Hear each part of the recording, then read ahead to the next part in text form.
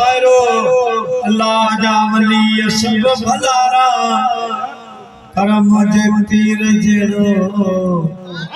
जो पीर नवा रखोड़ मगर दस्तगीर नवा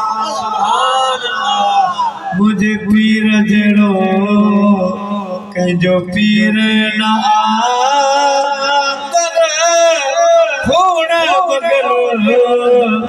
दस्तगीर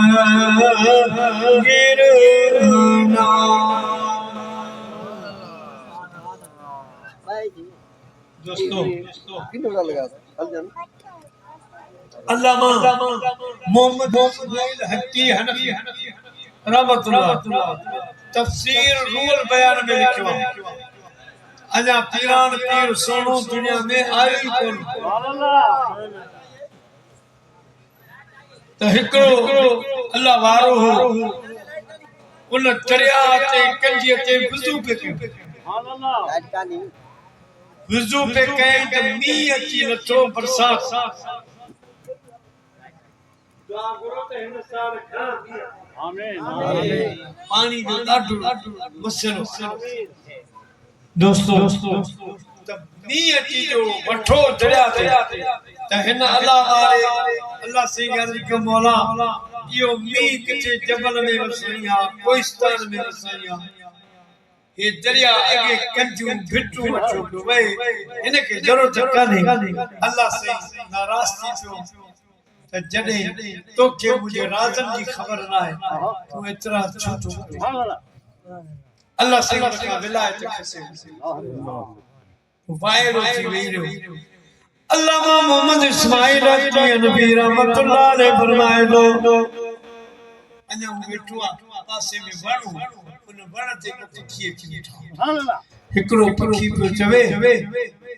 त काल बुध ही तेरी वली हो पर अल्लाह पाक जी हिकमत के न समझी सको खुदा पाक ने विलायत खस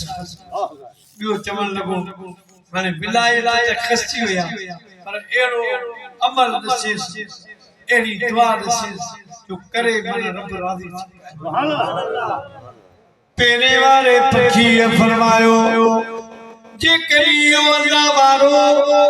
अल्लाह पाक जी बारगाह में बादशाह पीर जे पीर जो वास्तो जी जे दुआ घुरंदो तरफ राजी थी पवंदो बियो पखी चवण लगो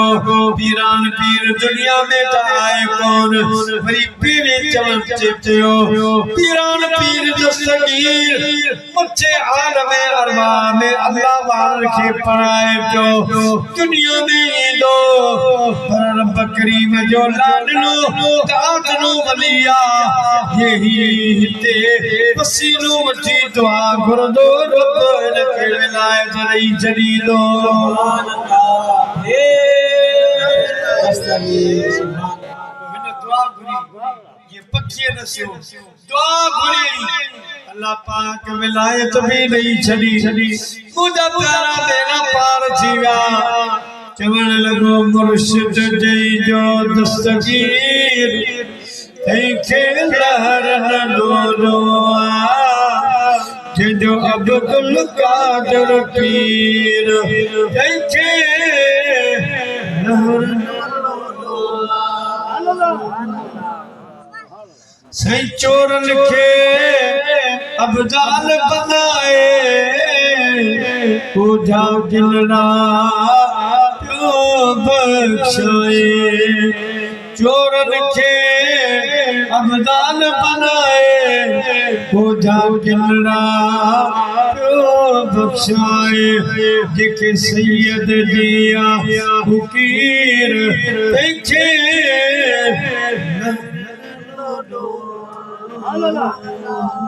अब्दुल कादिर पीर देखे लहर न लोडो यार हिंदारी करन सवाबा दुश्मन लाए ही चेरे जाबा यार हिंदारी करन सवाबा दुश्मन लाए ही चेरे जाबा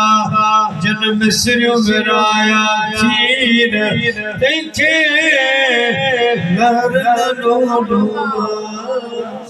जिजो बदल का जल पीर देखे लहर